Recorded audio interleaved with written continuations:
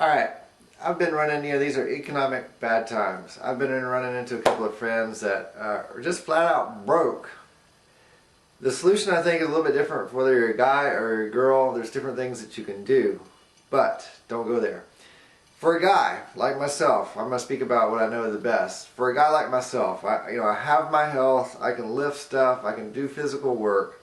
If I found myself totally flat, busted, broke tomorrow, what the hell would I do? Okay, this is what I would do.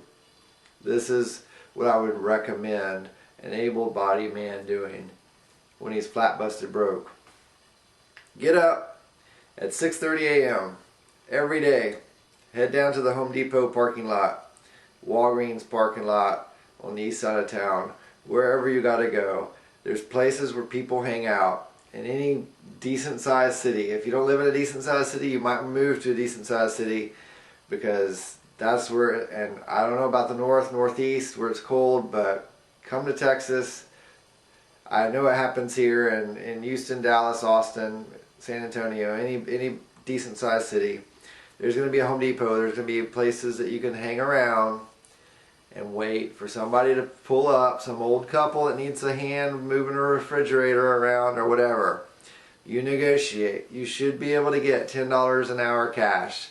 You should be able to get 2 or 3 days of full work easy in a week. That's $200 or $300 a week for just a few hours of work, but it's cash. It's in your pocket. That's step one. Step two, I would give it till 10 o'clock in the morning. If no one's found me by 10 o'clock in the morning, I would be headed out to do other stuff. There's scrap metal, there's picking up aluminum cans, there's getting on Craigslist, trying to buy and sell stuff on Craigslist. Maybe you don't even have a home or a place to stay yet. Maybe you're living under a bridge. It shouldn't take you that long to save up a couple of $100 and get on Craigslist, find somebody that's looking for a roommate, and get into a room. B, once you got a room set up, you need to get transportation.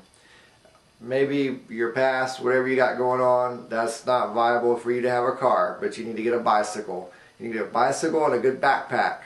You can haul thousands of dollars worth of scrap metal in a backpack on a bicycle. It's slow but sure. You can do it, and if you can't drive the stuff in yourself, you can find a partner, somebody that's got a car or truck that can help you haul stuff in. Once you got a place, find somebody that's willing to let you keep some crap in the backyard. On your way back and forth to Home Depot every day, you pick up aluminum cans or whatever scrap of metal you see down in the ditch. Get that, save it up. No. The main thing, the reason you got into this spot to begin with, why you were broke, is because you were living day to day. You were making just enough money to get by, and you weren't saving for a rainy day. Odds are, I don't know, maybe there's some people with very extenuating circumstances, but mostly that's it. You had a job, you were getting by, you were living paycheck to paycheck, and then something happened, you lost your job, and then all of a sudden you're like screwed. So don't put yourself in that position again. When you're picking yourself back up, it's not good enough to get by. You have to thrive. You have to make more money than you use day to day. So the days you don't get picked up at Home Depot, you go out and hustle and work. You can get people to give you crap that they don't want. If you got to be social. Obviously, don't put yourself in a position of looking like you're stealing something. People will give you stuff. People will get rid of stuff. You can take pictures of it. You can sell stuff on Craigslist. Any time you're not working someplace else, you should be working or figuring out or working to work to make money until you get ahead of yourself, until you get something, a bank account going, until you have something. You can't stop. You have to hustle, hustle, hustle. And I'll tell you one other thing about when you're working, it doesn't matter how little you're making on that off time. I don't care if you're making 2 cents an hour. The one thing you're not going to be doing while you're making 2 cents an hour is you're not going to be spending the money that you made when you were working. You must work all the time until you get ahead of yourself, until you get some sort of secure little nest egg built up some way. Just don't stop. Keep that hustle mentality. Keep going, going, going, going. Always doing something.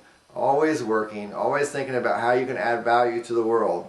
Even, in the off time, it's okay if you're not you're out there at Home Depot every day at 7 o'clock in the morning, right? You give it 3 hours, see if anybody's going to pick you up. There's no reason to stay there later in the day. Usually if people need somebody, they're going to be there early. But when you don't get picked up, use the rest of that time to do whatever the hell you can do to either make money right away or add value to someone's life in some way, even if it's volunteer work or whatever. Time when you're not making any other money, you can be liberal about, not focusing so much on making money with that time, but as to adding value to other people with that time. Because if you add value to other people, eventually you will be rewarded for it. Either if you're building relationships and whatever it is you're doing, even if you're doing something for somebody for free, more often than not, people will return those favors. So concentrate, when you can't make money, concentrate on adding value. It will come around. It's like karma or whatever. It does come back around to you. So, I'm not very superstitious. I don't really believe in karma per se. But if you focus your efforts on adding value to other people, when you can't make actual money, you'll be better off for it in the long run. Trust me. The other benefit, even if people don't give you anything back, even if it's volunteer work or whatever it is you're doing, you not only are building relationships, you're getting to know more people that can help you out later, but you're also building skills. So I would also recommend that you volunteer in an area where you can learn new skills. Other thing is, when you're looking for a job, because you should also be looking for a job while you're doing all of this too. When you're looking for a job, you don't want to come off like you're not doing anything. So whatever it is you're doing for the Home Depot people, make it look like you own your own business. Write it up as that in your resume or whatever, and then make sure you're any free time that you have, you're doing some sort of volunteer work, that you can cite that experience as well, and that you're actively actually doing that. You never want to come off. You never want to go to an employer.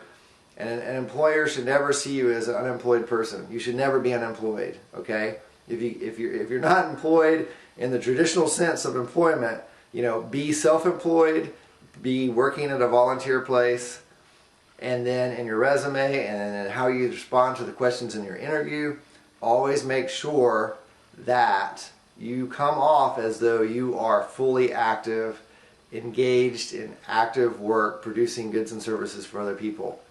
That will help you get hired more than anything else.